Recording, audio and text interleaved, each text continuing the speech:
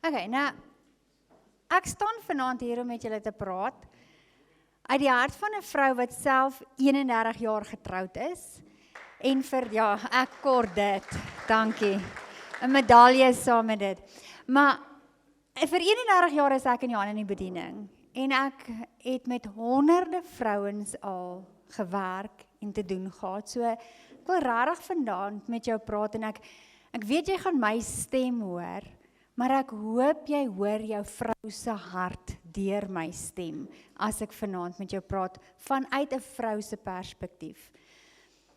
Ek wil graag die woord gebruik as ons fondasie, want jy is hier vanaand by 'n kerkgeleentheid, omdat ons glo Jesus is ons middelpunt van alles in ons lewens, en daarom is die woord ons maatstaf. Nou toe ek my meestersgraad en my doktorsgraad gedoen het, het ek op Efesiërs gewerk. So ek het jare se studie in Efesiërs gesit. En hulle sê Efesiërs is soos die kroon van Paulus se briewe. Dit was die heel laaste brief wat Paulus aan 'n gemeente geskryf het. Hy was toe al in sy vroeg 60s, so teen daai tyd het hy nou al baie ervaring gehad, en hy skryf hierdie brief eintlik met die doel om sy laaste boodskap aan die kerk, wat my en jou insluit in die jaar 2026 ook, te gee van waaroor gaan dit alles? Wat is die hart van ons geloof?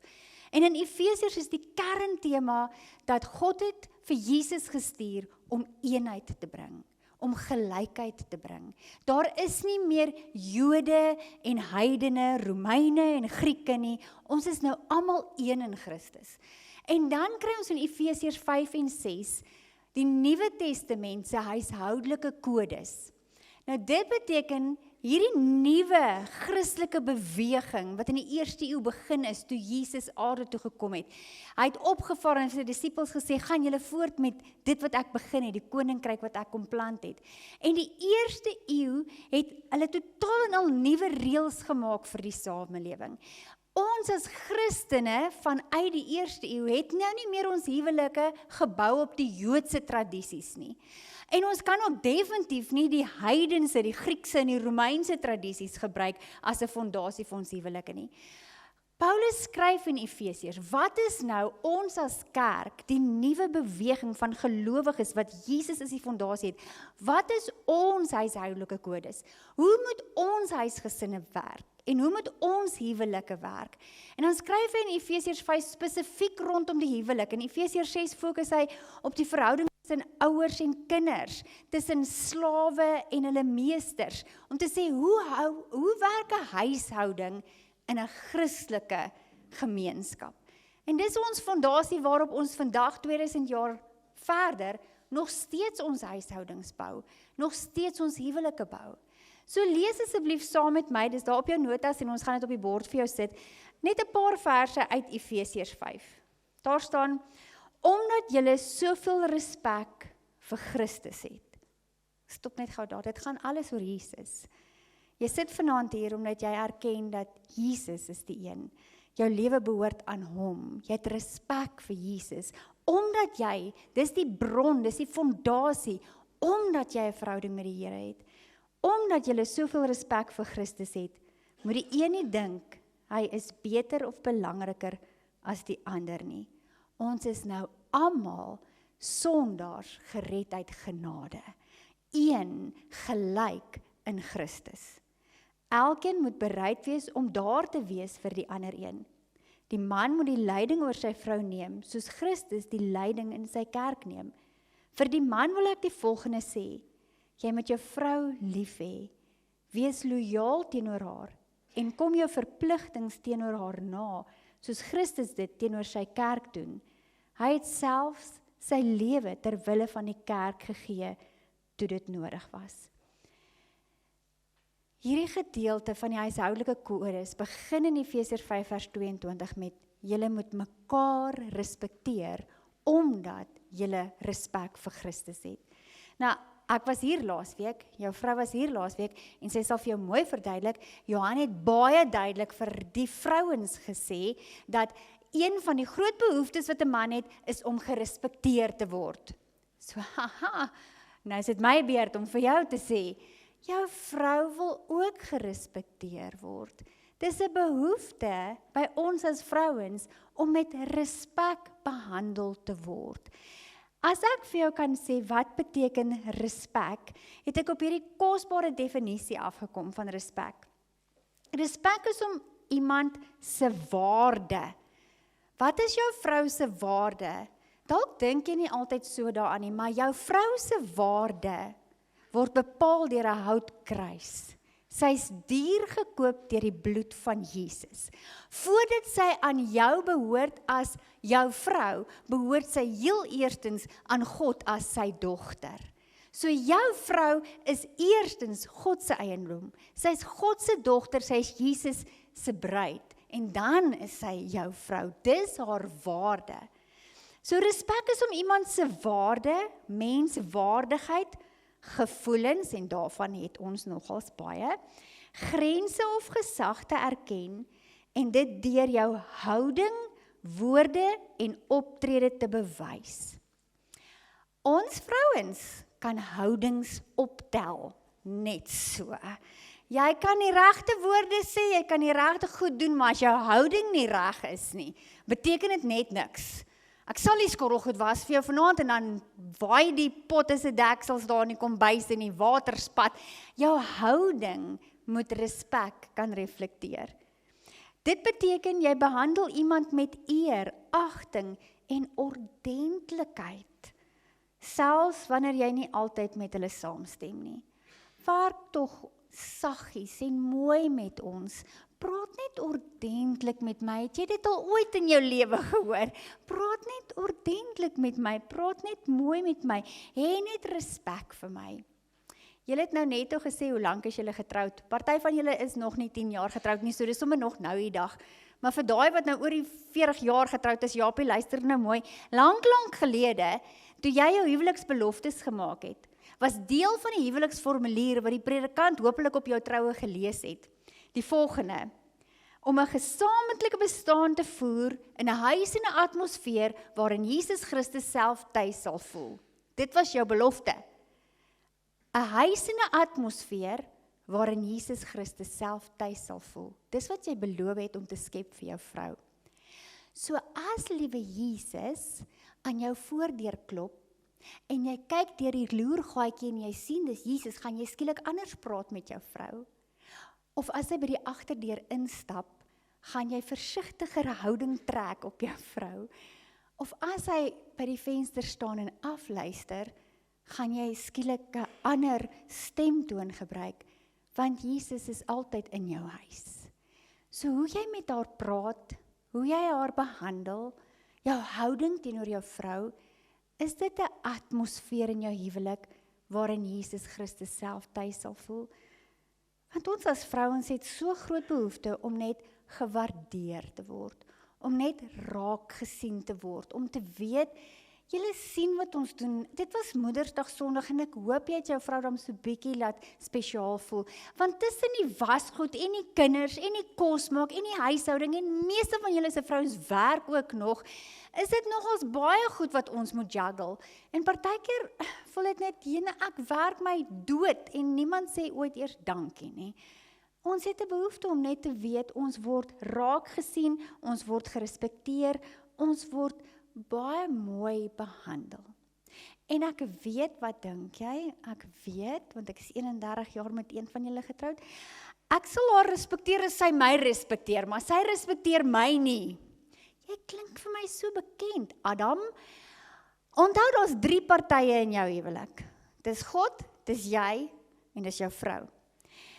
Kan julle onthou in Genesis, toe hulle sonde gedoen het, die eerste keer wat sonde in hierdie wêreld ingekom het, daai eerste keer toe God in die tuin loop en hy soek hulle en hy skree, Adam, waar is julle?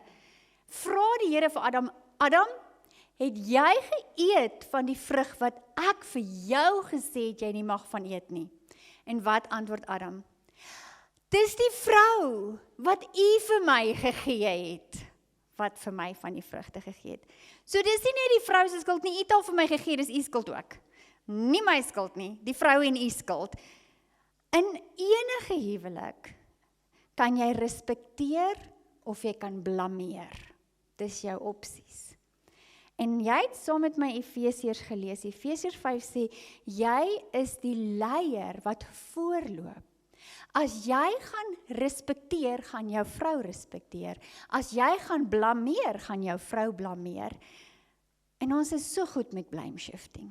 Dis my skuld nie, is jou skuld. Maar ek weet ook nie waar is die Here in hierdie hele storie nie. Dis partykeer nog die Here se skuld ook as ons niemand anders se skuld kan gee nie. Soos Adam, na die eerste sonde.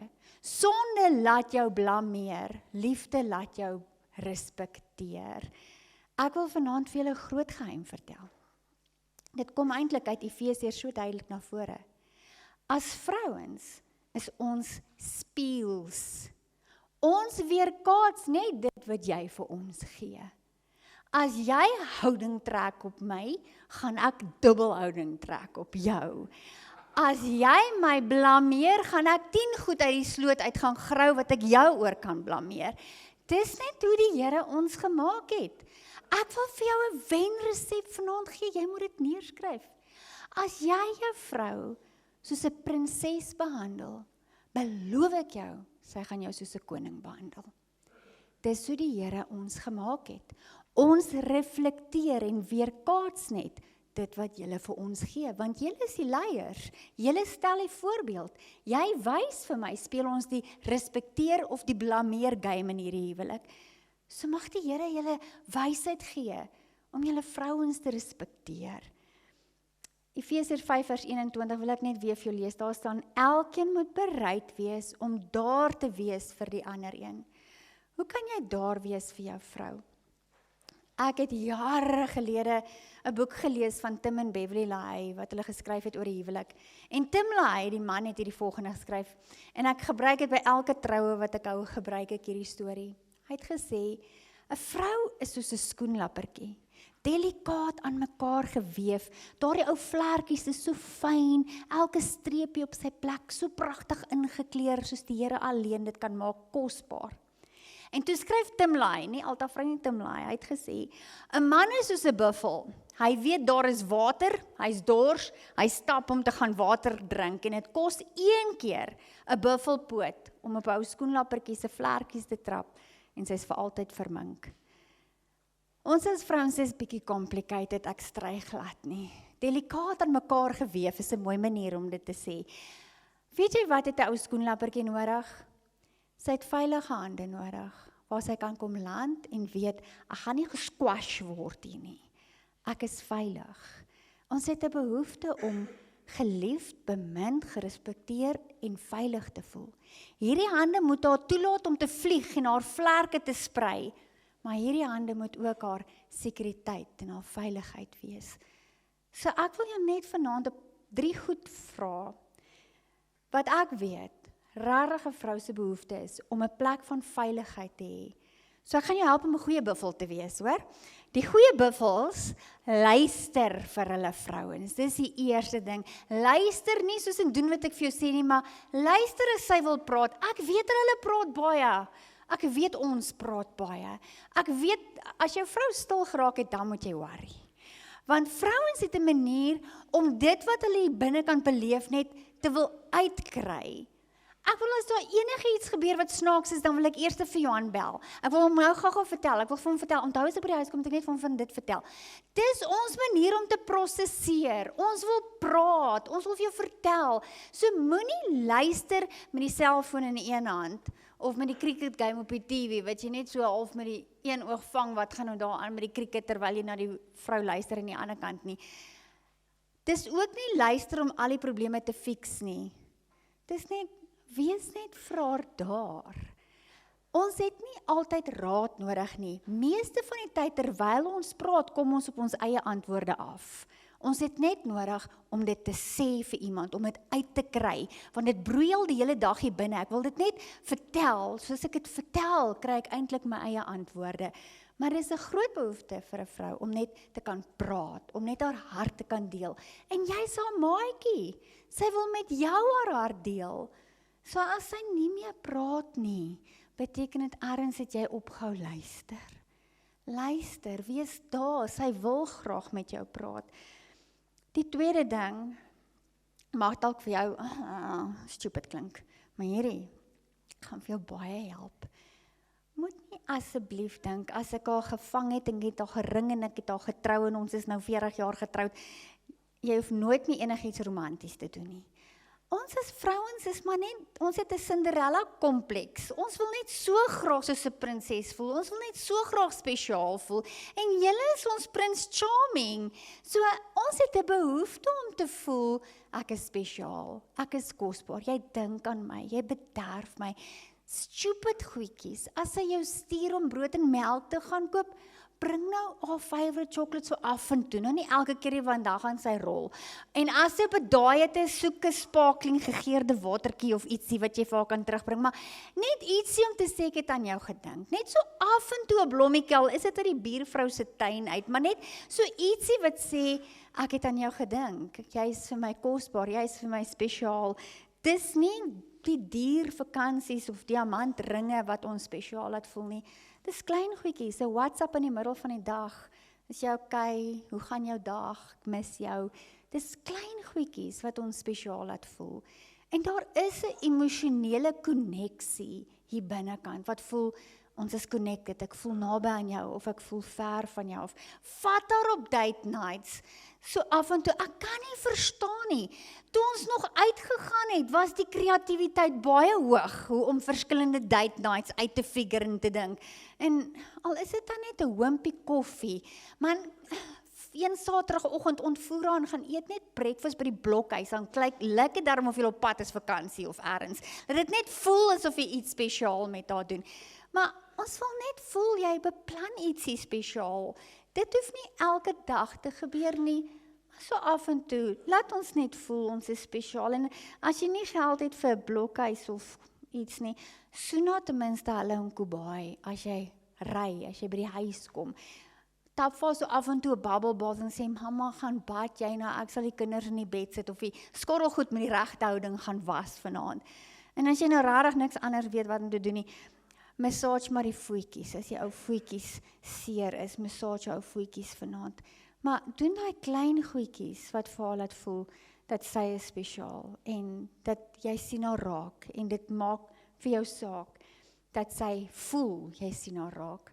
As daar 'n emosionele koneksie is tussen mense, dis van 'n vrou se kant af, dan is gees, siel en liggaam, soos wat die Here ons gemaak het, ook baie makliker om te connect. So mag die Here julle ook wysheid gee om jou vrou spesiaal te laat voel, om haar te laat voel dat jy waardeer haar, jy respekteer haar en jy sien haar raak.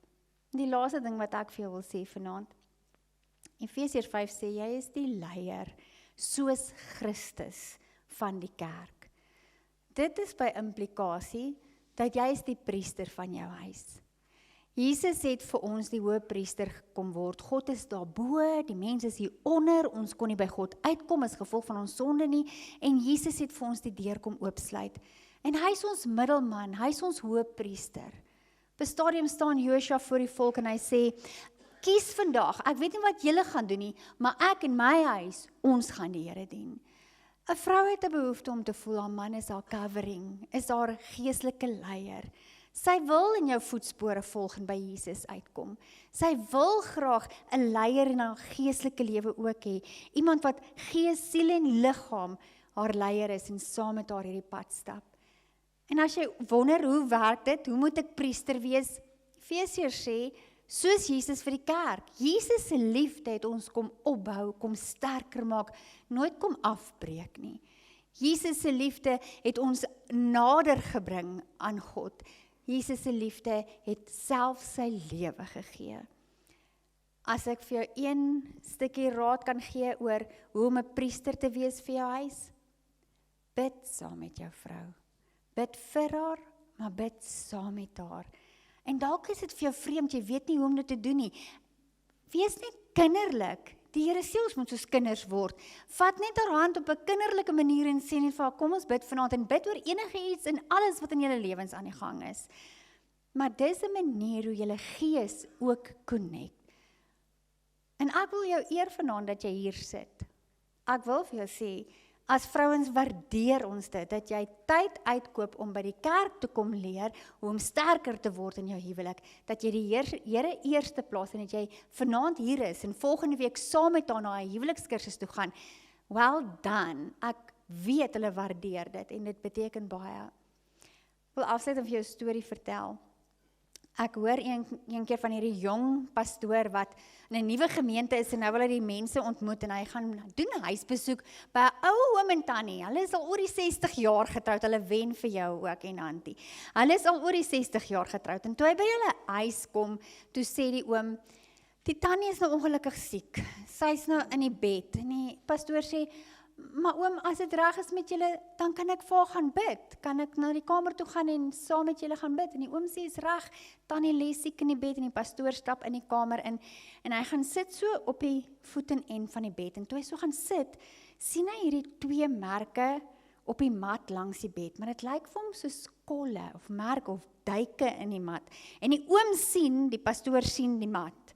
En die oom sê, dis waar ons elke aand vir 60 jaar al kniel om te bid. En die tannie in die bed sê, pastoor, ons het nie 'n volmaakte huwelik nie. Ons is deur baie stryd, ons het finansiële probleme gehad, ons kinders het vir ons baie probleme gegee, ons het gesondheidsuitdagings. Maar jy kan nie kwaad bly vir iemand as jy saam met hulle kniel om na die troon van God toe te gaan nie. En daar op ons knieë voor ons bed word ons 'n span saam met die Here teen die wêreld en sy probleme. Bid saam met jou vrou. Jy is die liefde van haar lewe. Maak jou hart vir haar ook oop. Sê vir haar, ek weet nie lekker hoe om hierdie bidding te doen nie, maar van nou af gaan ons saam bid. Bid vir die Here se beskerming oor julle familie. Sê dankie, vra vir die goed wat jy nodig het, maar sorg dat jy geestelik ook die priester in jou huis is. Ek wil graag vir julle bid. Here, baie dankie vir elkeen van hierdie manne wat die moed het om vanaand hier te wees om te sê, Here, ons weet ons kan groei. Ons sal nooit op 'n plek kom waar ons volmaak is nie. Ons kan almal groei. En ek bid dat U hulle die wysheid sal gee om hulle vrouens met respek te hanteer, om na hulle te luister, om die vlammetjie van romanse aan die gang te hou in hulle huwelik, daardie romantiese goedjies wat die gom is wat ons harte weer aan mekaar vasbind, en help hulle om waardige priesters van hulle huisgesinne te wees. Mag jy elkeen van hulle net met U Heilige Gees kom lei, hulle helper wees, hulle leidsman en hulle leermeester. In Jesus se kosbare naam bid ek dit. Amen. Dankie my skat.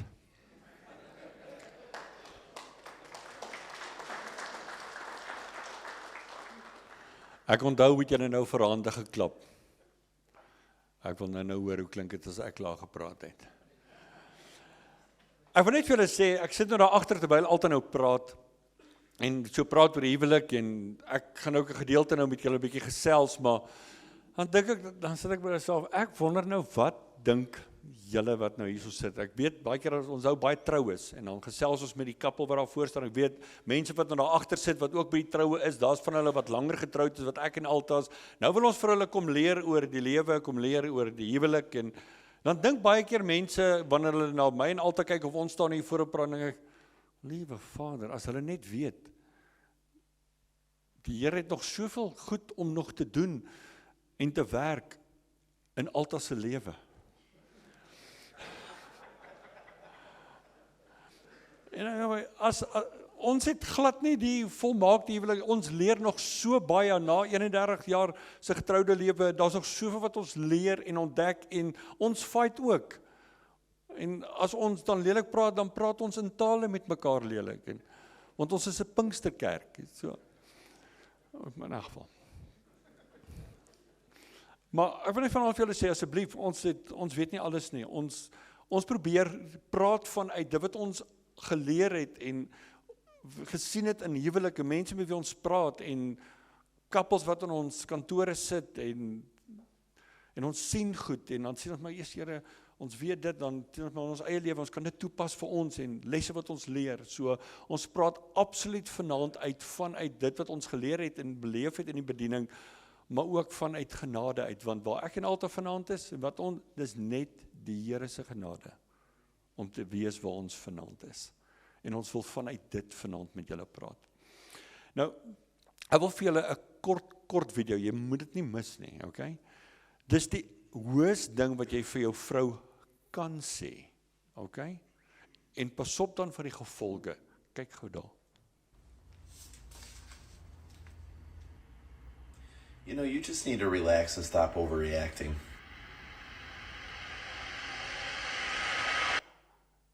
You murdered this man. Yes, You tortured him. of course. Wees versigtig. Moenie vir jou vrou sê relax nie.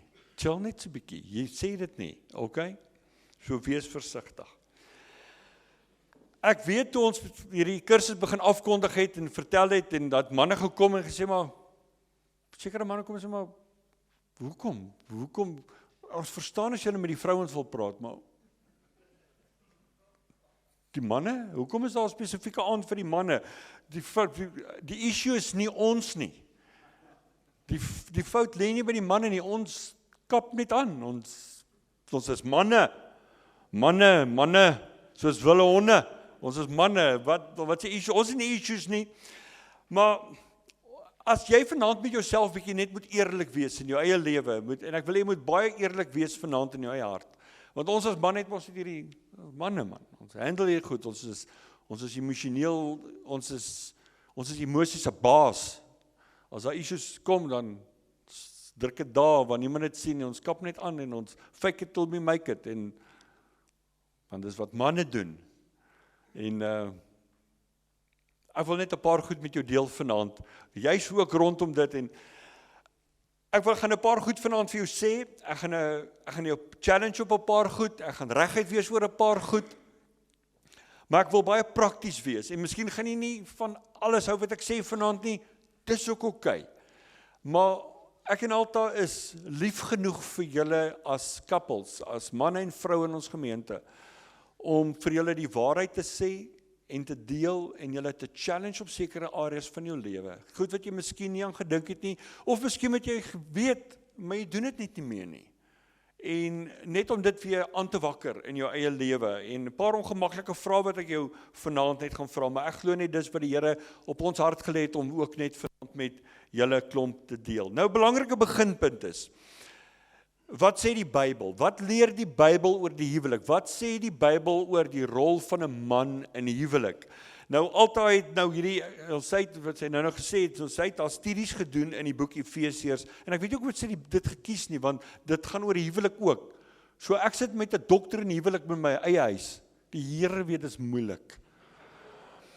Dit is so moeilik, maar ek is so naby aan reg. Dis sy wat sukkel, maar ek is naby aan reg. Okay? So, nou is 'n beginpunt. Dan kom ek lees vir julle Efesiërs 5. Nou ek gaan verwys na van daai verse, want jy kan nie oor die huwelik praat sonder daai verse nie.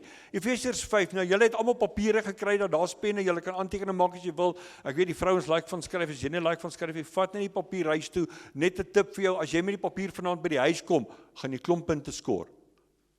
Ek het 'n papiertjie saamgebring van die kerk af. Moet asseblief nie vergeet nie. Dan het jy moeilikheid, dan moet jy weer 'n kursus bywoon oor 3 weke. Okay? Vat die papier net saam huis toe, want dan gaan julle, en volgende week gaan julle weer papiere kry, dan gaan julle 'n hele handleiding saam hê. Efesiërs 5 vers 25 staan die volgende. Daar staan: manne, julle moet julle eie vroue lief hê. Dis baie belangrik wat daar staan. Julle moet julle eie vroue lief hê. Okay? Dis belangrik. Maar nou as Paulus kom en hy skryf, julle moet julle, in Afrikaans is dit moeilik, want nou skryf hy, manne, julle moet julle eie vroue lief hê. Nou onmiddellik as ons dink as manne lief hê, ek is lief vir rugby. Ek is lief vir biltong. Ek is lief vir Coke. Nou moet ek my vrou lief hê soos Coke. Verstaan jy, Afrikaans is so baie, is 'n taal wat baie beperk is, om net te sê, wel ek het my vrou lief, ja ek het Coke ook lief. Dis net te naby aan mekaar, okay? So ons moet dit definieer, ons moet praat oor dit. Wat beteken juist nou dit? Die Engelse vertaling is eintlik heel straightforward, is husband, love your wives.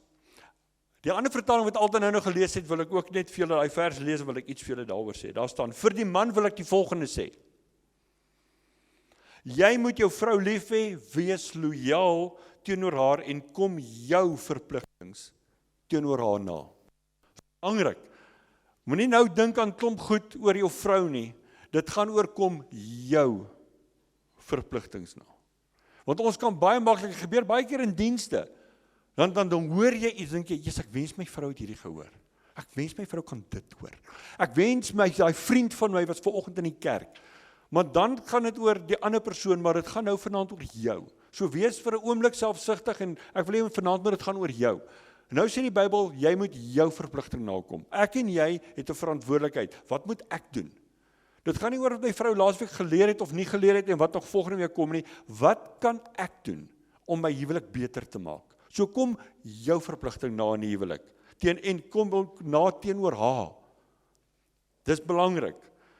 So dis vanaand ons storie. Dit is vanaand jou en my ding. 'n Man se grootste behoefte in die huwelik is nie seks nie.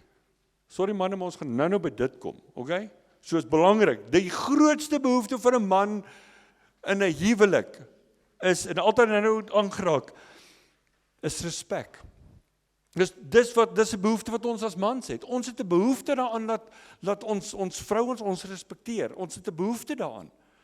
Ons het 'n behoefte in oor die algemeen dat mense ons moet respekteer. It's a man thing. En ons gaan nou kyk, waar kom dit eintlik vandaan? En ons begeerte is dat ons vrouens ons sal respekteer vir wie die Here ons gemaak het. Dis nie verkeerd nie. Want dis hoe die Here jou geskep het. Die Here het binne in jou en my as man se hart en se lewe en so emosies iets ingesit van, jy gaan lekker funksioneer as iemand jou respekteer. Jy gaan baie goed funksioneer. Jy gaan 'n goeie man wees as jy respek kry, as jou vrou jou respekteer en as mense jou respekteer. Dis hoe die Here ons gemaak het. Hoekom? Want die Bybel sê so. Efesiërs 5, vers 33 staan dit. Ek het 'n uittreksel uit daai vers hier, daar staan, die vrou moet haar man respekteer. Okay? Hoor wat sê die Engelse vertaling. Every wife must. Ek dink is daar, is hy daar nie? Nee. Die Engelse vertaling sê every wife must. Dis nie 'n keuse wat 'n vrou het nie, respect the husband. Dis so duidelik. Hoe moeilik is dit vir die vrouens om dit te kop? Daar staan dit. Die Bybel, dis 'n goeie vers om vir jou vrou môreoggend te stuur. Altyd sê stuur 'n versie. Hier sê. WhatsApp môre my vrou, die Here sê iets vandag vir jou. Nou WhatsApp jy vir ons, maar jy moet die bold sit en italic en onderstreep hom en sirkel. Is wat die Bybel sê. En hoe verstaan vrouens dit nie? Hallo. Ek weet nie wat maak julle manne hier vanaand nie. Die probleme sit by die huis. Op hierdie oomblik. Behalwe myne. En ek is so bly sy's hier. Luister, my vrou, wat die Here vanaand ook vir jou wil sê. Nou, ek het hierdie laasweek met die vrouens gedeel, baie duidelik. En ons glo hulle is nou reg, ons glo hulle gaan regkom en al die goeters. Maar nou is my vraag met hierdie vers. Is ek as man respekwaardig? Wil my vrou my respekteer? Ek weet sy moet. Maar is ek daar vir haar? Is jy daar vir jou vrou? Voel sy dit? Weet sy dat jy haar regtig liefhet? Weet ons vrouens dit? Weet hulle dit regtig? Want ons wil hulle moet ons respekteer, maar ons het ook 'n verantwoordelikheid. Ons kan nie net kom en sê, hoe duidelik is dit nie? Nou, as jy, ek dink vanaand jy by die huis kom, gaan traai dit. Ek sê nou vir jou, dis soos daai, ja, ons gaan vir jou ook lees Sondag in die rapport dan. Gaan kom vanaand by dit en roep en sê, my vrou, kom hier, sit hier. Sit. Ek wil iets vanaand vir jou sê. Die Here sê, wat ek vanaand geleer het. Jy moet en sal van nou af hierdie man respekteer. Het jy dit? Of moet ek jou help?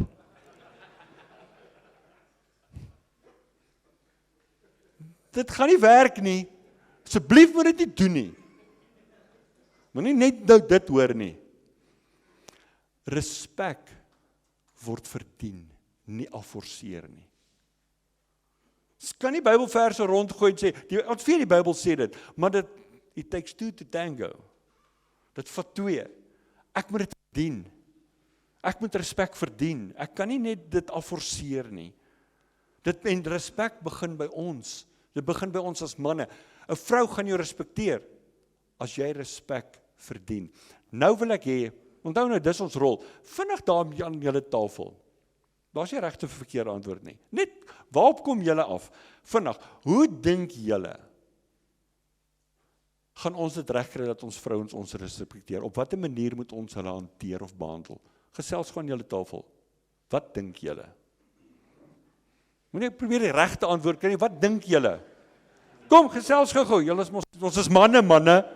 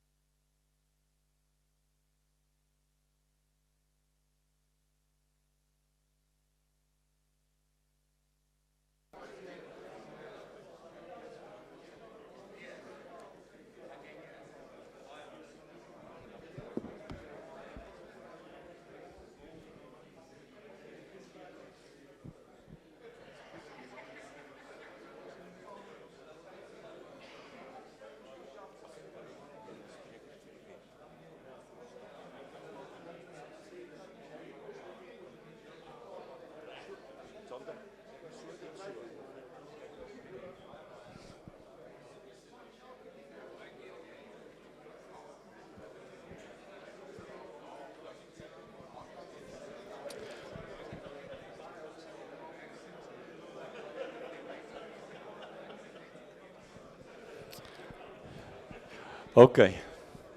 As ek julle los, gaan julle by al die antwoorde uitkom. Ek wil ook iets sê vanaand. Ons gaan nou so by daai antwoorde so begin uitkom, soos wat ons nou deur die aand gaan. OK? Ons lees in Efesiërs 5. Weer Efesiërs 5 dat ons moet ons vrouens lief hê. Maar daai vers stop nie daar nie. As die Bybel sê ons moet lief hê, want dan is dit hoe moet ek al lief hê? Want dit is maklik, wees lief vir jou vrou. Ja, maar hoe? Hoe moet ek dit doen? Watter manier moet ek dit doen? Want ek is lief vir klomp goed in hierdie lewe. Maar hoe moet ek my vrou lief hê? En hierdie vers is my amper 'n definisie van liefde. OK? Nou kom ek lees vir julle. Daar staan in Efesiërs 5:25, manne, julle moet julle eie vroue lief hê. Soos Christus die gemeente lief gehad het en homself daarvoor oorgegee het. So hier is my amper die definisie, manne, julle moet julle eie vroue lief hê. So hier gee my amper 'n definisie van 'n man. Manne, julle moet lief hê. Maar ons is manne, ons wys nie emosies nie. Want manne, big boys don't cry. My pa het my so groot gemaak, dis wat boere doen, dis wat Afrikaanse mense doen, ons chunk nie, ons wys nie emosie nie. Wie het dit vir jou geleer, jou pa? Sy sê jou pa is altyd reg gewees nie. Maar die definisie van 'n man, volgens die Bybel, staan daar, manne is gelyk aan lief hê. Maar dan is daar 'n manier van lief hê. En wat baie interessant is, ek het 'n bietjie gaan kyk vanoggend toe ek weer voorberei het. Daar staan hy het homself, hoe moet ons lief hê? Okay, nou is dit van maar dis nie nou lief hê soos Coke en Biltong en rugby nie. Nou is dit lief hê hoe soos Jesus, soos Christus. Maar op watter manier het hy lief? Hy het gesê hy het lief gehad en homself daarvoor oorgegee. Nou daai woord oorgee, ek het dit vanoggend vir die seker raak gelees. Het ek gaan kyk, die Griekse woord vir daai oorgee is didomi. Dis die Griekse woord, didomi. Wat beteken dit? Dis om houe te vat. Dit is om met 'n handpalm te slaan of 'n klap te gee. Wat het Jesus, hoe het hy vir ons kom wys hoe lief hy ons het? Het hy nie houe gevat, hy het shots gevat. Hy het didomi gekry. Hy het homself oorgegee, het daarna gestaan en hy het shots gevat. Nou kom die Bybel en sê, manne, julle moet julle vroue lief hê. Hoe? Jy moet bereid wees om shots te vat in hierdie lewe. Want nou gaan dit nie meer oor jou en my nie. Ons was alleen, ons was bachelors, maar ons het 'n keuse gemaak, ons trou. En daai dag toe ek besluit het om vir altyd my vrou te maak, het ek daar gekies, ek is bereid om shots te vat. Ek is bereid om shots hierso te vat. Dit gaan my iets kos. Liefde is nie cheap nie. Hoor wat sê 'n ander vertaling hierso. Altyd om nou gelees. Vir die man wil ek die volgende sê. Hy verduidelik vir my so mooi. Hy sê, jy moet jou vrou lief hê, wees lojaal teenoor haar en kom jou verpligtings teenoor haar na, hoe soos Christus dit teenoor sy kerk, teenoor jou en my gedoen het. Hy het selfs sy lewe, hy het shots gevat, ter wille van die kerk gegee, toe dit nodig was. Toe dit nodig was om shots te vat, het hy dit gevat. Toe dit nodig was om sy liefde te bewys, om 'n opoffering te maak, om te sê, dit gaan nie nou oor my nie. En dis wat ons in die huwelik ook moet doen. Nou gaan dit nie meer oor my nie, dit gaan nou oor my vrou en oor my huwelik. Liefde is nie selfsugtig nie. Inteendeel, ek vat shots, ek is bereid om houe te vat, om te wys hoe lief ek het. Liefde kos altyd iets. Kos 'n prys. Hoe moet ek my vrou lief hê? Kyk wat het Jesus gedoen. Soos Jesus. En toe dit nodig was, het hy sy lewe gegee. Maar ons is ons manne, ons moet hard wees. Ons mag nie emosie, ons moenie emosie wys nie. Ek moet kwaai wees, ek moet streng wees. Want as dit nie kwaai en streng is en staan op my regte nie, ek moet respek afdwing. My vrou en 'n vrou moet weet waar haar plek is. Wat oupa het vir my geleer. My pa het my gewys. 'n Vrou moet weet waar is haar plek. Weet julle hoekom is 'n vrou se voete so klein? Is om naby aan die wasbak te staan. Lekker naby te kom. My pa het my dit geleer. Ek moet hulle wys, ek moet man wees. Want ek moet respek afdwing. Is dit wat Jesus gedoen het? Julle beter regkom, wêreld. Hy het shots gevat. Wat het ons hart gewen? Jy moet my dien, of kom na my toe. Dis hoe ons moet lief hê. En as ons het so lief het, dan gaan ons respek kry op 'n streep. Want dan wil 'n vrou respek wys. Dan word ons wie die Here ons gemaak het om te wees. Dan word ons die man. Dan is ons genuine man. 'n Goeie vraag miskien om te vra in hierdie lewe is, waarvoor sal jy onthou wil word? Waarvoor wil ek onthou word? Want weet jy, elke van ons gaan op 'n manier onthou word. Of ons gaan vir iets onthou word. As jy wil weet wie jy regtig is, vra jou vrou. Maar dan moet jy bereid wees om die shot te vat. Vra jou vrou, wie dink jy is ek regtig? Dink jy ek is 'n genuine man? Maar dan moet jy bereid wees om die antwoord ook te vat.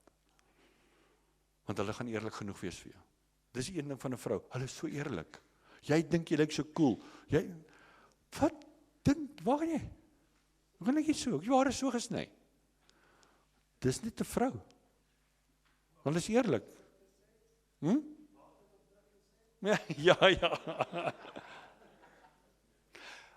Het jy al ooit aan die volgende gedink? As jy voor jou vrou moet doodgaan, sal jou vrou wens, jy was meer daar? Dis 'n diep vraag. As jy moet sterf voor jou vrou, gaan jou vrou sit 'n week of 2 of 3 weke daarna, dink oor jou lewe as man. Gaan sy sê, ek wens my man was meer by die huis. Ek wens my man was meer nicer met my.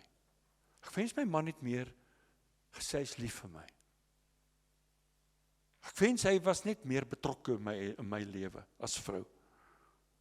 Ek wens hy het meer tyd gegee. Wens hy het meer omgegee. Iets om aan te dink. En as jou antwoord nou is, ja, ek dink nie my vrou sy gaan voel, ek was nie regtig daar nie. Daar is jou antwoord. Doen dit dan. Wees dan meer daar. Wees meer betrokke. Wys dit meer. Doen dit nou. Voor die spyt kom. Kom ek vra jou 'n ander vraag. Ek het nie dogter nie, ek moet net self indink met die volgende vraag. Sal jy wil hê jou dogter moet met 'n man trou soos wat jy is vir jou vrou? Ja, dit gaan die gelukkigste dogter wees. As sy man kry soos wat ek 'n man is. Sy gaan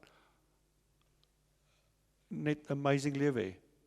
Of jy gaan by jouself dink, ek skiet daai man. Dan is dit 2 manne wat jy moet skiet. Dink bietjie aan dit. Want weet jy wat, ons kinders hou ons dop hoor. Meer as wat jy dink. Van so klein af. Hou ons dop. Navorsing het bewys. Slegs 5 uit 100 paartjies, 5% paartjies wil huwelik hê soos wat hulle ouers gehad het. Dink gou aan jou pa en jou ma se huwelik. Hoe sal jy huwelik gehad het soos wat hulle gehad het? Van julle gaan sê, ja, nee ek nie, glad nie. My ouers was glad nie vir my 'n voorbeeld nie. Glad nie. Waar ek vandag is saam met altas net die Here se genade, want ek het glad nie 'n voorbeeld gehad op van nie. Glad nie. Dank die Here vir Alta se pa en ma. Want daar het ek iets geleer. Maar weet jy wat? Hoekom wees jy nie dat die voorbeeld nie? Jy kan dit doen. Ja, maar ons is al 30 jaar getroud. So? Change dit. En dit lê 90% in die manne se hande om dit te change. 90% van die kere. Kinders hou ons dop. Jou seun kyk hoe jy met jou vrou werk. 10-1 gaan hy eendag so met sy vrou ook werk en praat. Ons het so 'n verantwoordelikheid, manne. Meer as wat ons besef. Ons weet dit, maar ons vergeet dit. En ek weet so wat ek nou hier praat, ek praat met myself op die oomblik. En dus sê, was klomp goed wat ek ook nog aan moet werk. Altyd nou ook iets gesê van dit. Ek dink ons as manne moet begin leer om miskien net meer sensitief te wees ook vir hulle. Want weet jy, ons kan vinnig besig raak met ons eie goedjies. Want ons is nie vreeslik emosionele wesens nie. Dis wie ons gemaak het. Ons dink alles hierbo. Ons raak besig met ons eie goed. Ons kyk rugby of ons in die garage besig met houtwerk of stokperdjie of jy gaan jag of gaan ry fiets of as jy dan met die pelle soen, dan kyk jy rugby en die vrou moet maar by die huis wees en ons kan vinnig besig raak met ons eie lewe. Baie vinnig, so. Want ek verdien dit mos, ek's 'n man, ek werk hard en hulle werk ook. Hulle werk ook. Miskien moet ons leer, selfs as ons ook by die huis kom. Na 'n lang dag, jy werk ook hard, ek weet jy werk hard. Weet dit, dis van julle man wat lang ure werk. Maar ook ergens by die huis kom om te hoor, hoe was hulle dag? Hoe was jou dag vandag? Hoe voel jy vandag? Was dit 'n bad dag? Kom ons gesels te hoor. Maar ek weet, met kinders, dan dalk dit moeilik ook, maar ergens, een of ander tyd slaap hulle. Miskien moet jy vanaand alles rustig is gaan praat, miskien is sy, like van bad, tap van badwater en sit dan naby en sê, hoorie, vertel my hoe was jou dag? Just a thought. Jy weet, jou vrou, altyd is 'n tydmens. Jy moet leer wat jou vrou se liefde stil. Altyd as tyd, ek moet net by haar sit en sy wil praat. En ek is die een wat al die oplossings het. So, dan sê ek, ja nee, maar ons moet, dan kyk sy vir my net so. Jou back, Johan. Sy het nie 'n vraag gevra nie, sy het iets gesê. Maar in die sê hoor ek 'n vraag. En ek het die antwoorde, ek is pastoor, Johan. Oesh, is waar Nelta? Monique, sê dit nee.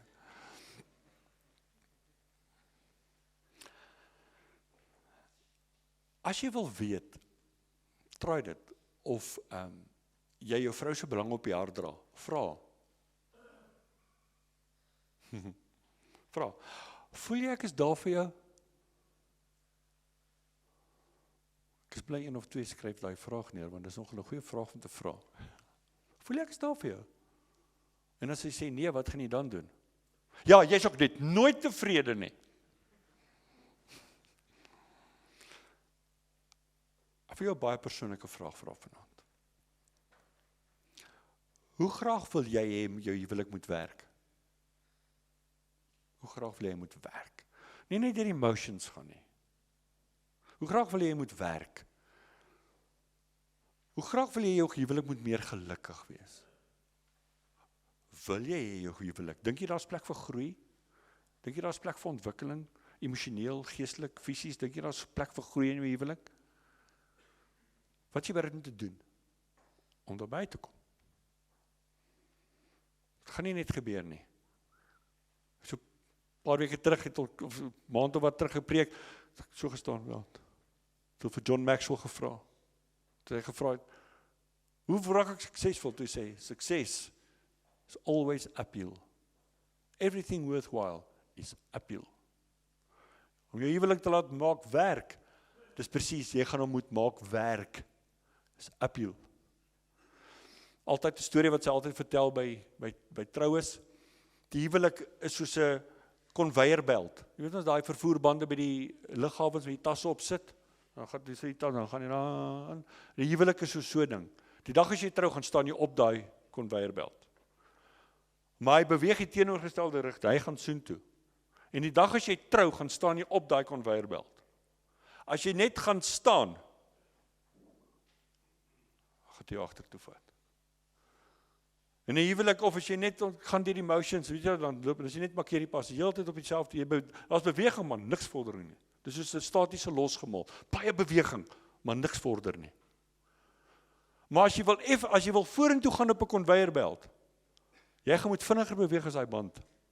Jy gaan moet effort insit. Ons gaan moet intentioneel wees. Ons gaan moet iets meer doen as wat ons gedoen het. As ons wil groei, gaan ons moet meer insit. Anders gaan ek en jy in ons huwelike bly net waar ons is. Ja, maar my vrou, kom ons verpligtinge na ons man. Los haar vir die Here. Kom ons doen wat ons kan doen. Sit bietjie meer effort in. Ja man. Altyd nou gesê, vrouens is sensitiewe wesens. En dis die waarheid, hulle is baie emosioneel, verskriklike. Ek moet dank vir stop hier 'n storm in die kap aangesien, die goed, die dak is af. Hulle is baie emosioneel, hulle oor enige ding. En nou wil ek net vanaand vir jou sê, die Bybel sê, manne, julle moet jou vrou lief hê. Nêrens in die Bybel staan dat manne, julle moet julle vrouens verstaan nie. Gaan soek dit. Want weet jy wat, hulle verstaan hulle self nie. Waar kom ek en jy daaraan om hulle te try verstaan? Jy gaan dis droog maak. Al wat ons moet doen is, just love them. Dis al wat ons moet doen. Kom, wees maar net lief vir hulle. Dis al wat ons moet doen. Hulle verstaan nie self nie, so hoor ek.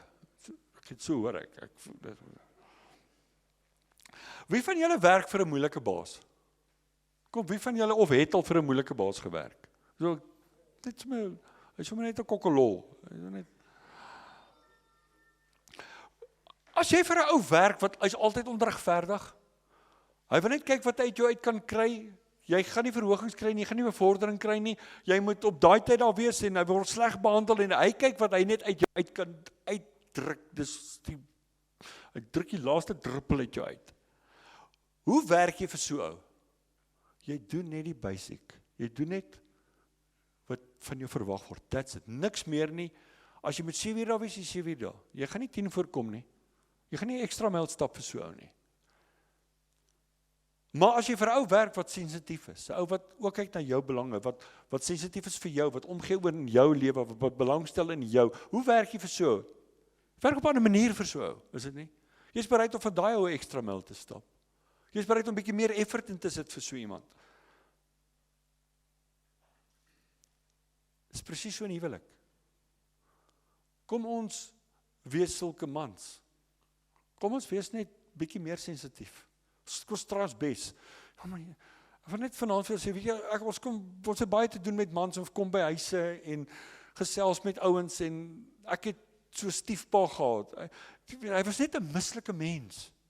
Frikkie, as sy kar by die huis stop, dan is daar die doodsvrees wat oor hy sak.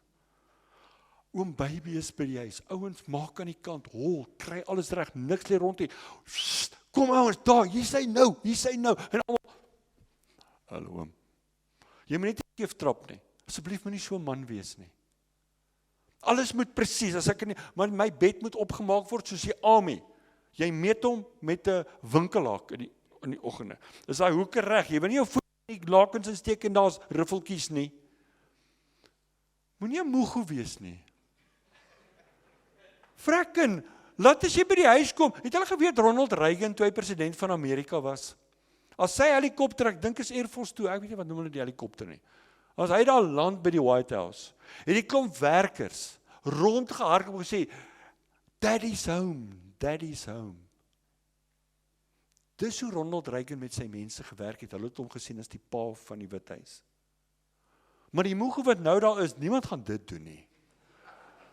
Almal val in bunkers en het sandsakke voor hulle deure. Ek dink dis hoe dit nou seker in die Withuis is. Maar moenie laat jou huis so wees nie. Laat dit vir die kinders en vir jou vrou lekker wees om te weet, hey, my man is amper, hy's amper, ek kan nie wag nie. Want ek weet hy gaan nice wees met ons vanaand. Moenie 'n moeilike mens wees nie. Moenie laat almal op die eiers heeltyd loop nie. Moenie 'n harde mens wees nie. Ja, maar my pa het my, ja, maar weet jy, het 'n ander pa nou. As ons net kyk, hoe moet ons lief hê? Soos Jesus. Hoe het hy lief?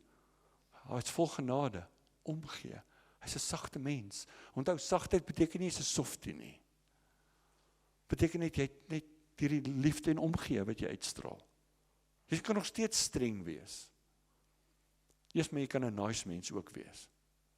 What would Jesus do? Daai bandjies wat ons gedraai, daai WWJD, dit staan nie vir wat wil jy drink nie. Of wat wil jy doen nie? What would Johan do? Nee, what would Jesus do?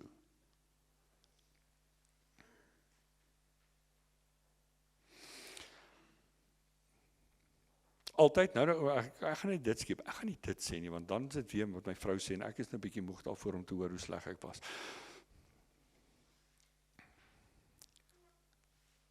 Daar staan, altyd het gesê, daar staan, manne julle met julle vroue lief hê, daar staan nie vrouens julle met julle mans lief hê nie. Het dit agtergekom? Staan nêrens in die Bybel nie. Daar staan manne julle met julle vroue lief hê, julle gaan nêrens waar daar staan vroue julle met julle mans lief hê nie. Sy het gesê, 'n vrou reageer op liefde. As jy haar lief het, gaan sy jou terug lief hê. As jou vrou mislik is by die huis, 10 in jou en my skuld.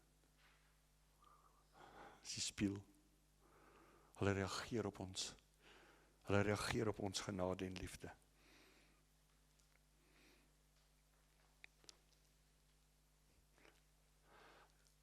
Dink gou terug toe jy jou vrou ontmoet het.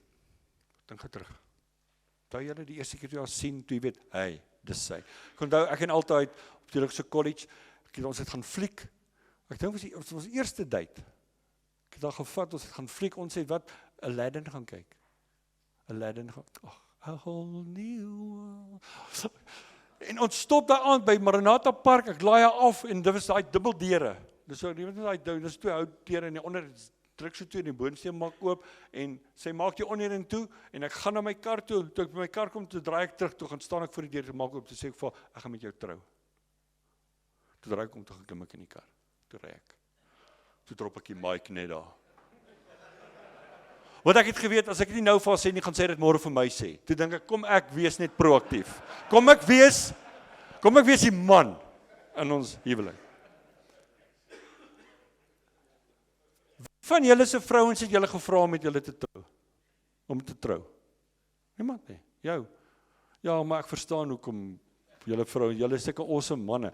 Maar ons ander normale mense, ons het ons vrouens gevra om te trou. Wat sê dit? Jy het haar gekies. Dink daaraan, laat daai, imagine. Hoeveel girls het geleef daai tyd, 30 jaar terug, wat daai ouderdom was? Maar jy het haar gekies. Martin Luther het gesê, voor die huwelik, moet jy kies wie jy gaan lief hê. Na jou huwelik moet jy die een lief hê wie jy gekies het. Waar is daai liefde dan heen?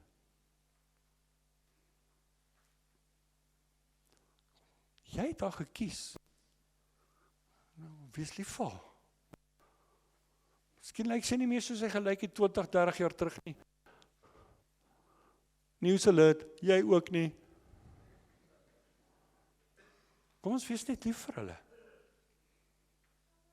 En ek weet van julle sit ook hier vanaand en dink, my vrou kan bly wees, ek het haar gevra om te trou, anders was sy nou nog alleen.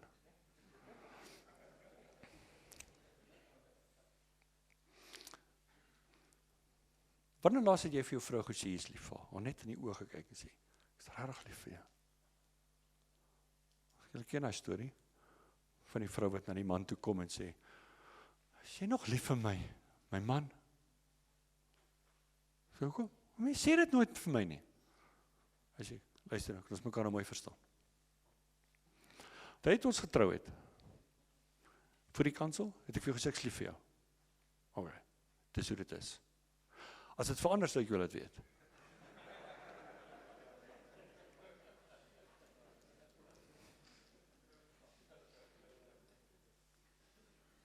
Sê dit gereeld. Wanneer laas het jy vir jou vrou net gesê, ek is lief vir jou, love you?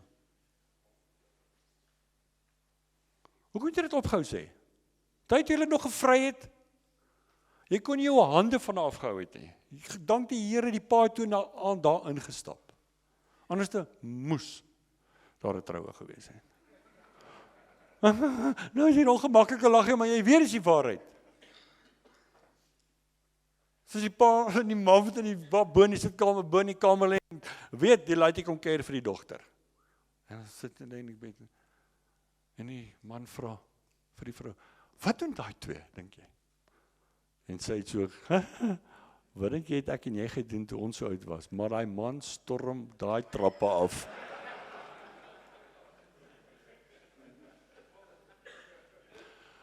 Dis dieselfde vrou 20 jaar terug as wat jy nou het. What changed?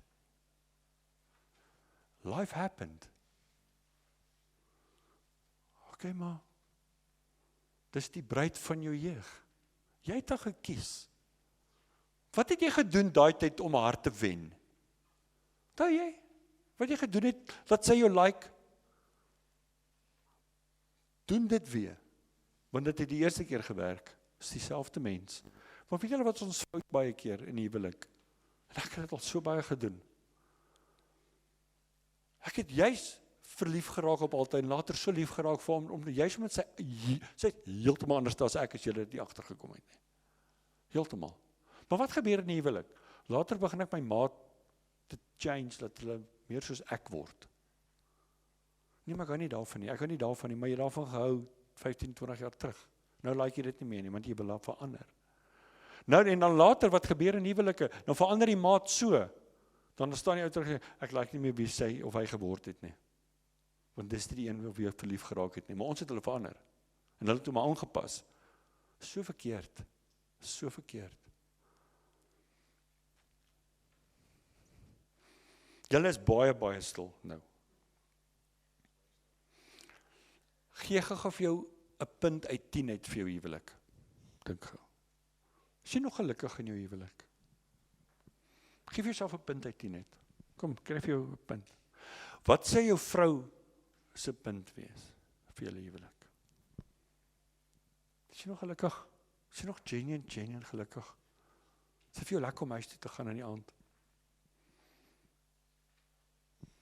En ek weet iets van julle manne wat vanaand hier so sit dink.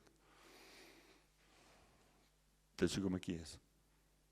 Want dit is nie meer lekker nie. Ek is nie meer gelukkig nie, is nie lekker nie. Wat van julle wat hier sit, wat so voel? Dank die Here jy's hier. Dank die Here jy's hier. Wie van julle hou van tuin maak? Tuin grou en plant en goed. Net 'n paar van julle. Groenvangers. Hierdie gras hier by die kerk, wie jy gesien het, dit is relatief mooi groen. Nou dit het nie net gebeur nie. Ons het, kom ek sê vir julle wat nie gebeur het nie. Ons het nie so 'n paar jaar terug toe ons nou die gras ingedruk het, het ons span. Elkeen 'n salfbotteltjie gevat. En ons het net om hierdie gebou geloop en sê, groen gras, groen gras, groen gras. Here gee vir ons groen gras, groen gras. Here, ons het Bybelversies en koringkorrels gestrooi op die gras. Julle gaan nie glo nie. 3 weke daarna kon ons nie voorbly om die gras te sny nie. Dit het grasgroen geword. Want ons bid oor die gras, ons het olie gegooi, ons het Bybelversies gestrooi. Dis nie hoe dit gebeur het nie. Weet julle hoe dit gekom? Ons moes dit voorberei het. Julie moes gras plant, hy moes kunsmis gooi, topsoil, nat gooi, sny, en dit het 2-3 seisoene gevat, en toe, hey, check die gras, dis mooi, en ons het nie een keer gebid vir dit nie, dit het net gegroei, Pada.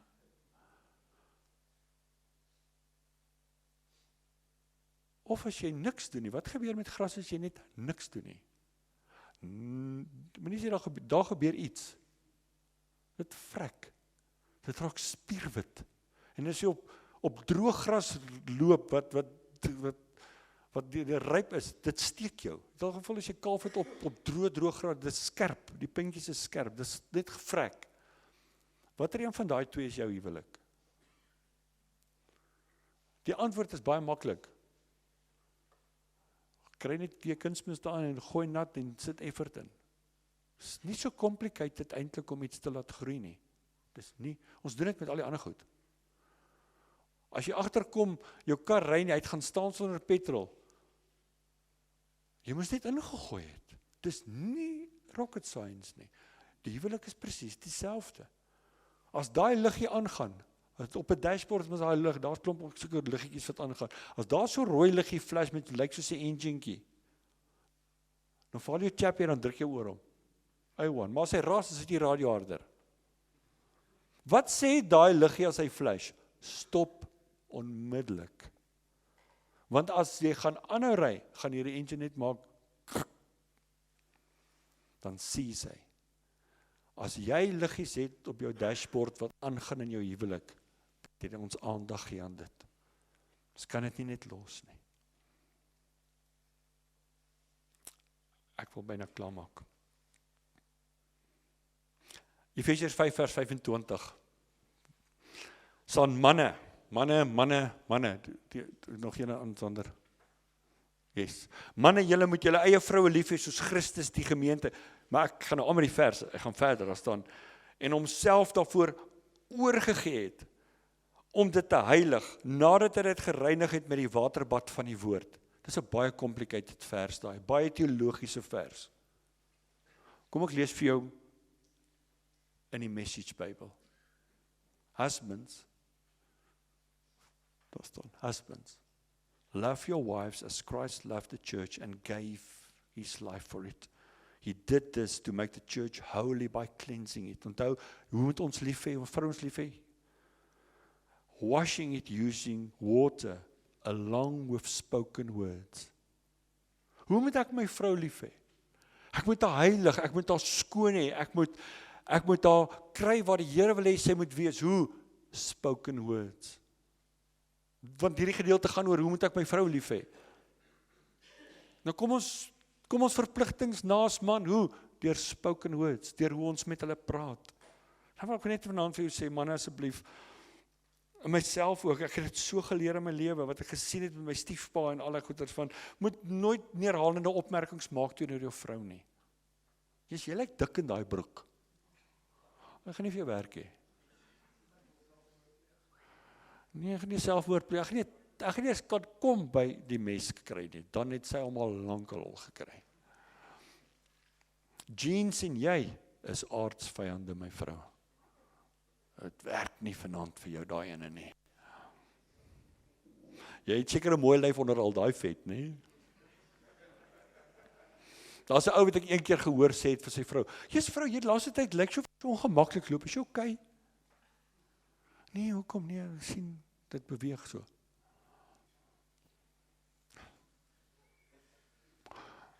Needless to say, dit was sy laaste vrou wat hy ook gehad het. Komplimente en opregte woorde is soos 'n magneet vir jou vrou. Onthou, vrouens word nie getrigger deur wat hulle sien nie. Dis wat hulle hoor. Dis vir die Bybel, daar's die antwoord.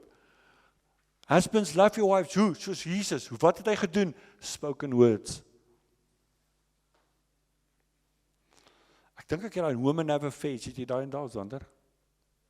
Hoor wat het hier nou ene gesê? Nee, gaan nog aan. Women have a face because they meet a man who will talk to them and make them feel special. Dis jou werk om jou vrou te laat special voel, nie ander mans nie.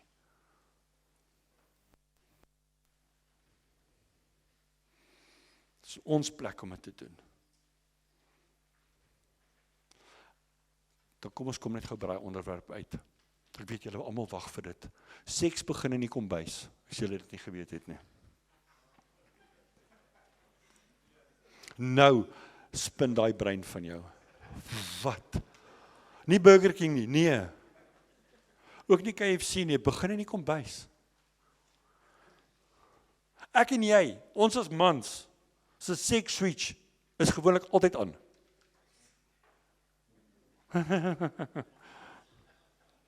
Dis so. Dit vat niks om jou en my switch aan te sit nie, want ons gaan oor wat ons sien. Moenie nou net vanaand, nou is jy lus, want ons is altyd lus. Vanaand nou in die kamer, nou is jy was heel week mislik en geïrriteerd en disrespekvol en al, en nou vanaand is jy lus, nou moet jou vrou lekker wees. Nee, dit begin in die kombuis, wees nice die week. Wees nice, wees vriendelik, weet nie moeg wees nie. Behandel hom met liefde en respek en spoken words en laat sy die Here se gedade in jou lewe sien en beleef en dan deur die dag in die kombuis hoe jy met haar praat en met haar daar werk en wees net 'n nice mens. En dis waar dit gaan begin en dan vanaand as jy lus is, weet jy wat, nie gaan sy meer lus wees as jy want jy was nice met haar. Ons moet mekaar met respek en eerbied hanteer. En dit begin in die kombuis, dis deur die dag, deur die week hoe jy met haar werk en praat. Onthou jy as man, toe jy gevry het, hoe het jy na jouself gekyk? Jesus ouma, jy het gespuit en geskeer, jy was netjies, jy het mooi gekyk na jouself, jy het netjies aangetrek en alles, maar nou later as ou getroud is, ons lyk soos wat ons wil, en ek klink vanaand in die bed, ek lyk soos Grease, ek ryk soos Grease, ek proe soos petrol en my het 'n biltong asem, maar nou wil ek my vrou vry. Ons kyk ook na onsself. Ons like dit as ons vrouens netjies is, na hulle self kyk en mooi is, hulle like dit ook. Koop maar daai lekkerryk goed. It's the best thing a man can do. Spuit ook en ryk lekker vir jou vrou, man. Dis net 'n paar tips, is verniet. Daai is nie deel van die R50 nie, daai is heeltemal iets anders. Jy het nie geld vir daai nie. It's a man thing to do. Weet jy wat, en net so by the way, seks is nie net vir jou en my in die huwelik nie, hoor, as mans nie. Dis vir jou vrou ook. Praat daaroor met haar. Praat, wanneer as jy en jou vrou oor het gepraat? Wat lyk sy? Dis nie waaroor dit gaan nie, ek is die bil. Nee, dis selfsugtig, dan gaan dit oor my. Die Here het dit gemaak vir man en vrou in die huwelik om dit te geniet. Dis iets so mooi wat die Here gemaak het met die wêreld, het dit kom in gemaak. Kom in. En ons moet dit net weer mooi maak. Dis ons verantwoordelikheid. Beskerm jouself. Ek wil vanaand vir jou sê, die belangrikste van alles, die huwelik, is altyd 'n heenwyse na Jesus. Altyd, die huwelik. Trou, ek het altyd dit laasweek gesê vir die vrouens, die heel eerste verhouding in die Bybel was 'n huwelik. Adam en Eva. Die heel laaste verhouding in die Bybel, in Openbaring, is die huwelik. Is Christus as die bruidegom en ons as sy kerk, as die bruid. Dit begin en eindig by die huwelik. Dis die oudste instelling wat daar is. Dis een van die mooiste instellings eintlik wat daar veronderstel is om te wees, maar die wêreld het dit net kom opneek. Hollywood wil ons kom leer. Daai klomp wat al 10 keer geskei is, wil ons kom leer oor die huwelik. Hulle het nie 'n idee nie. Die Bybel is so duidelik, is eintlik so eenvoudig. Net 'n paar praktiese goed. Altyd het gesê, nou, dis belangrik. Soen groet jy en jou vrou mekaar nog. In die oggend as jy opstaan. Hi mevrou, soen groet jy. As jy in die kar klim, as jy huis toe reis, nou van ons by die huis kom. Nee, wat nie, ons is uitgetroud, ons doen nie meer die soen ding nie. Jy is te lank getroud. Ek wil nooit so getroud wees nie. Stap sy nog eerste in by die deur. Maak jy nog vir die deur oop. Nee, ek het dit gedoen toe ons uit te gaan het. Dat is jou keuse. Miskien is ek old school, maar ek haat dit. Altyd weet dit ook.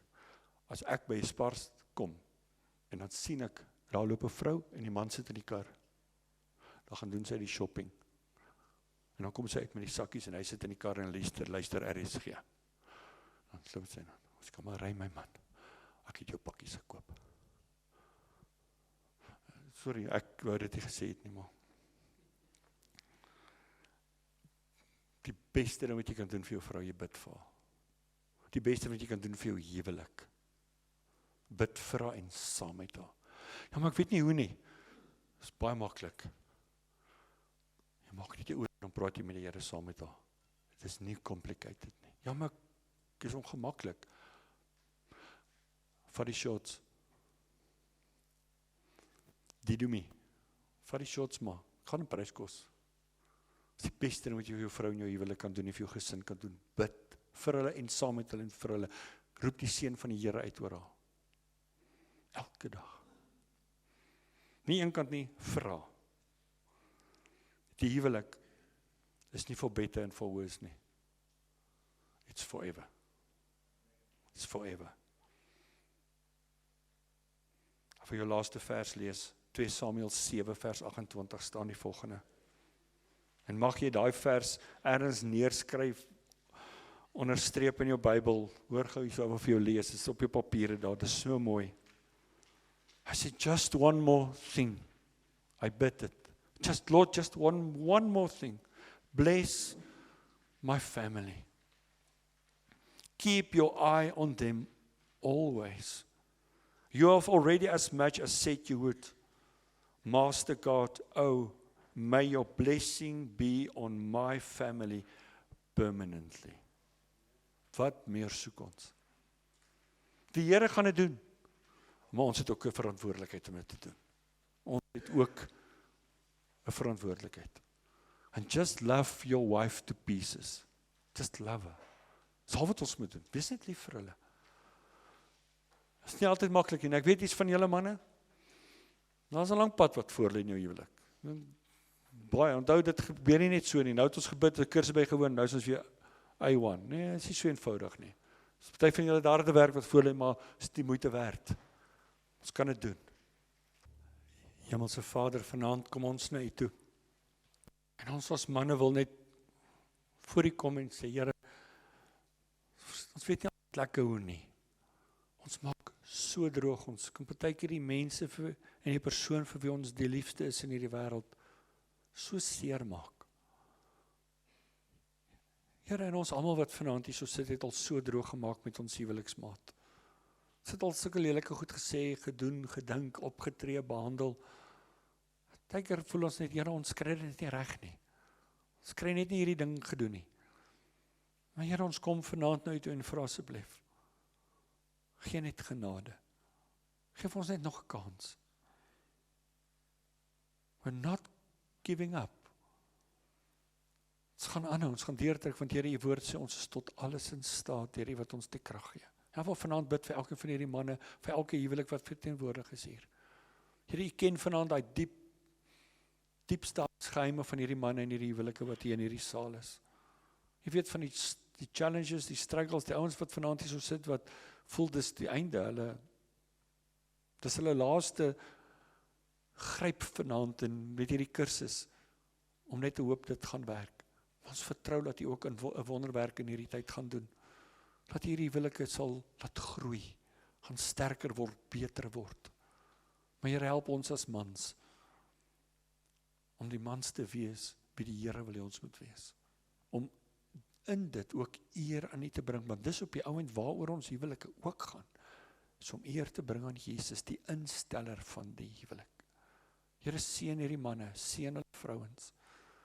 En Here, waar ons volgende week gaan klaarmaak met hierdie kursus as koppel saam, dat U op so 'n spesiale manier harte net weer gaan saambind.